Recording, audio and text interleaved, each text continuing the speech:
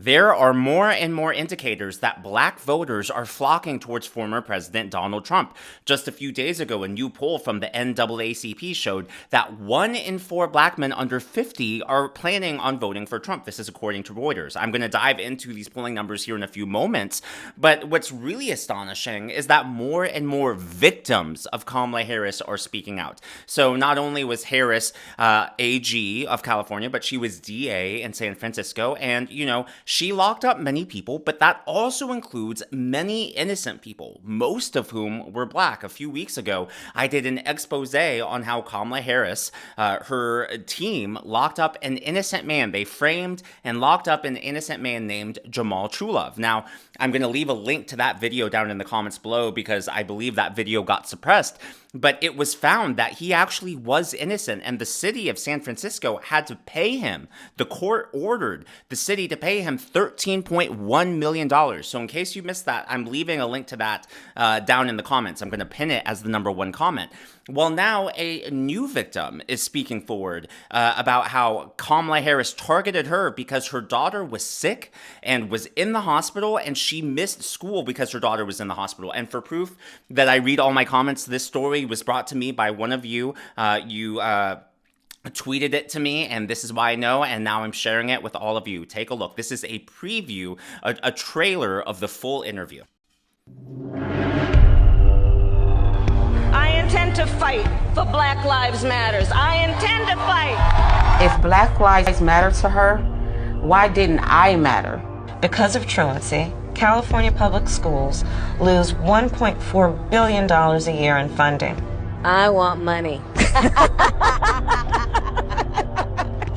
I don't agree what Kamala Harris did to my mom. So I decided I was going to start prosecuting parents for truancy. And I spent a majority of my time here at the hospital.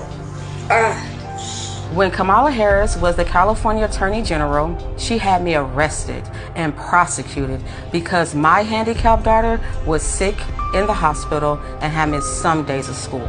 I have sickle cell anemia. Sickle cell anemia is a hereditary disease, and it is very, very painful.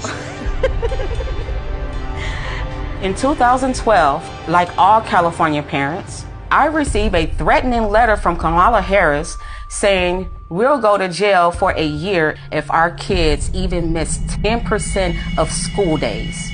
Little did I know, there was a warrant out for my arrest. All of a sudden, the police is outside my house, and they started banging on the door. They told me I was under arrest for my child missing school. I was shocked. I said, but my baby is sick. The school knows that. And they said, go talk to Kamala Harris. Place your hands behind your back. My mom did nothing wrong. We did everything we were supposed to. I was always bringing doctor's notes, always calling the school to let them know that I was in the hospital. But my hell was just beginning. They gave me 2 charges. I spent the next 2 years in court fighting these charges. Kamala assigned her nastiest prosecutors to my case. My homicide prosecutors, my gang prosecutors. And they went over there and I said, when you go over there, look really mean. All the time I had to spend going to court, I was struggling to care for my Shayla. We are going to make sure that you face the full force and consequences of the law. I lost my job and couldn't pay rent, and we got evicted. I became homeless. We had to move into a motel. And I ended up being in the hospital a lot during her trial. And in that hospital stay was when I had my stroke. I had a stroke about 4 or 5 days ago, and right now I'm doing pretty good. My hand is doing okay, I guess. Let's be clear, my values have not changed. Look, I am not a political person, but I want people to know what Kamala Harris has did to me. If she do it to me, she will abuse anyone if you give her the power. The truancy program got a lot of criticism too. Did you actually lock anybody up? No, we never locked anybody up. We did prosecute some cases, but far few, only about 20. My message to all Americans, especially Black Americans, do not trust Kamala Harris. But that's not all. Kamala Harris's truancy program in California was actually found to be unconstitutional by the California Supreme Court. This is from the ruling, the abstract, which can be found online. California Penal Code, Section 270.1, a constitutionally impermissible attempt to combat truancy. That right there, or actually this was from the UC Law San Francisco branch scholarship repository. So that right there is very alarming. Again, you put that on top of Jamal Trulov's case, which again, I'm linking down in the comments below, as well as all the other people who have come forward. And so that's why, a lot of people talk about Kamala's laugh. The Democrats have done a brilliant, evil genius job of rebranding her laugh as joy. But based on that, and based on, all the clips we've seen of her as AG and DA, it's clear that that laugh is condescending. It's arrogant. It's not a joyful laugh. She laughs whenever Jamal Trulov said that she laughed when he was sent to jail. And again, he was an innocent man framed for murder. Now, this is Kamala Harris. For those of you who haven't seen this, this is her bragging that with a swipe of a pen, she can ruin someone's life. I learned, I think I was, 22 when I started that work. I learned that with the swipe of my pen, I could charge someone with the lowest level offense. And because of the swipe of my pen, that person could be arrested. They could sit in jail for at least 48 hours. They could lose time from work, and their family maybe lose their job. They'd have to come out of their own pocket to help hire a lawyer. They'd lose standing in their community. All because of the swipe of my pen. Weeks later, I could dismiss the charges, but their life would forever be changed. So I learned at a very young age the power. Now, a lot of people on the left are going to defend her and say, she's talking about, with great power comes great responsibility. No, because she even said in that clip that she could dismiss the charges weeks later. Why would you even think of that? Going after someone with the swipe of your pen and then dismissing the charges weeks later, unless, you've thought about doing it, have already done that. Instead, to me, that clip comes across as though she's bragging about the power that she has, rather than taking responsibility, taking ownership of that responsibility which comes with that power. And unfortunately, that wasn't the only time. Here's another time when she talked about the swipe of her pen. The power I have as a prosecutor is that with a swipe of my pen, I can charge someone with a misdemeanor, the lowest level offense possible. And by virtue of that swipe of my pen, you will have to go to a courthouse and stand in line. You will have to come out of pocket and hire an attorney. You may get arrested for a few hours. You will be embarrassed in your community. You will miss time from coming onto the Google campus. All because with the swipe of my pen, I've charged you with a crime, which I may choose to dismiss 2 weeks later. Again, she admits that she could choose to dismiss the charges, as if, maybe perhaps she frivolously decides to go after you. Just totally very alarming. This is someone who says Trump is a would-be dictator, yet she brags about the power of her pen. To me, very terrifying that she could potentially be in the White House. So we're going to go back to this Reuters this Reuters report that talks about the NAACP poll. 1 in 4 U.S. black men under 50 find support for Trump, support Trump. Now, this is a 50% lead, according to the poll. Most black voters, 63%, plan to support Harris, compared to 13% for Trump. So she is ahead of Trump by 50 points. Now, this is a key number that we're going to want to keep in mind as we take a look at more polling that's come out. But what's really alarming for Democrats is that 1 in 4 black men, 26% of black men under 50, say that they support Trump, compared to 49% who back Harris. So that was the NAACP poll just from a few days ago.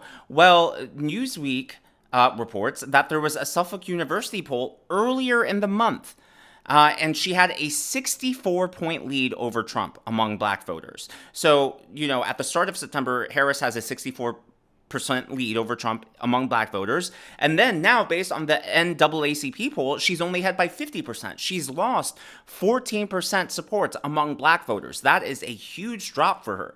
Now, where this gets really tricky is when we compare this to historical data. So this is from the Washington Post. The blue bars, you can see at the very top, are black voters, and the red bars are white voters. And so it's saying that in 2008, 2012, both of Barack Obama's election years, black voters turned out in a higher percentage. They turned out by 69% compared to 65% in 2008. And then in 2012, 67% of eligible black voters voted compared to 62% of white voters.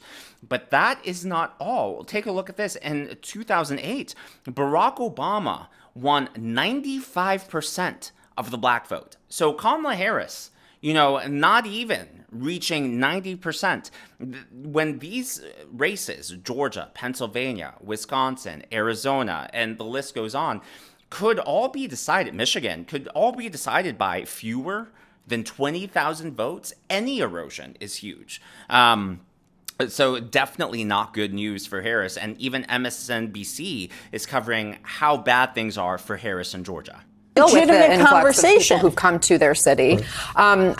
I have to show this Atlanta Journal-Constitution poll out of Georgia, Basil. That is obviously a very key state in this election, and it does show that it's a toss-up right now. But this is the part that stood out to me. Look at that undecided voters number on the bottom. Yeah. Black voters, 12% say they are undecided in Georgia. Does that surprise you? Well, when I think about that and layer on top of that the NAACP poll that talked about how there were a number of African-American voters, particularly men over the age of 50, that were either undecided or maybe even leaning towards Trump, and Governor Westmore of Maryland talked about this, that there's still a lot of work to be done to talk to a lot of African-American voters about specifically what Democrats are going to do for them in a Democratic administration. And that's why Kamala Harris has been doing so poorly, right? Because she goes out, she gives these canned talking lines. And, even yesterday we saw with the NABJ, she just doesn't give any specifics. It's all these platitudes. Now, what MSNBC is doing is they're focusing on the undecided voters. They're leaving, the lead results out, which is that the Atlanta Journal-Constitution, AJC, which is very liberal, very left-wing, they're finding that Trump is winning Georgia by 3 percentage points, 47 to 44%. It is, nearly outside the margin of error, and there are just more and more polls showing Trump ahead in Georgia and showing Trump ahead in Pennsylvania. And it's an age-old issue. You've got to go and talk to the voters where they are. But at the same time, when you, just as a black male, when I see someone like Donald Trump, who is remarkably unqualified, standing next to Kamala Harris, who is extraordinarily qualified to be in that position, and they're given equal weight and equal time, that says a lot to me, someone who has to work twice as hard to be in the same room, right? Well, Trump is unqualified because of what? He's already been president. Doesn't his experience and the results of his first term speak for themselves? And now this is also from the AJC poll. She only, according to that poll, has 77% support among black voters in Georgia. So that is just devastating news for Kamala Harris, with nearly 50 days. I think it's 50. Are we 50 days out now?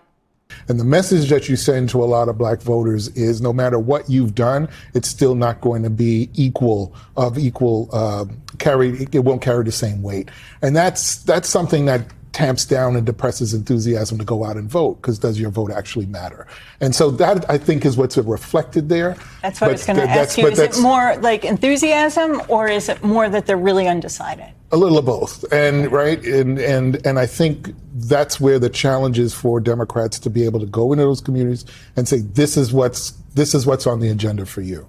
It's a specific conversation that needs to take place. And there's so many different constituents. But that's the thing, though. Like, yeah, you could argue, and they're trying to, soothe themselves and make themselves feel better by saying that they're not just undecided, they're just unenthusiastic. Well, we've had 4 years of a Trump administration. We've had almost 4 years of a Biden-Harris administration, not to reference, obviously, these stories that are coming out from Kamala's victims. I don't think that, if people are undecided right now, and regardless of demographic, that really means that, perhaps they don't like Donald Trump, but they're not sold on Kamala Harris. And, if you have a choice between the unknown versus something that you do know in Donald Trump, why wouldn't you go with Donald Trump when the economy is your number one issue and we had record economic growth under Trump's term?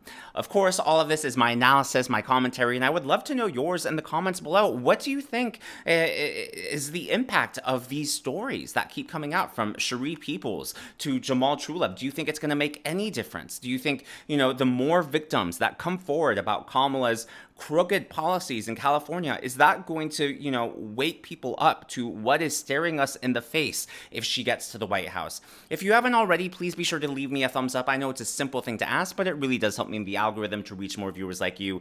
Be sure to smash that subscribe button and to check out one of these videos.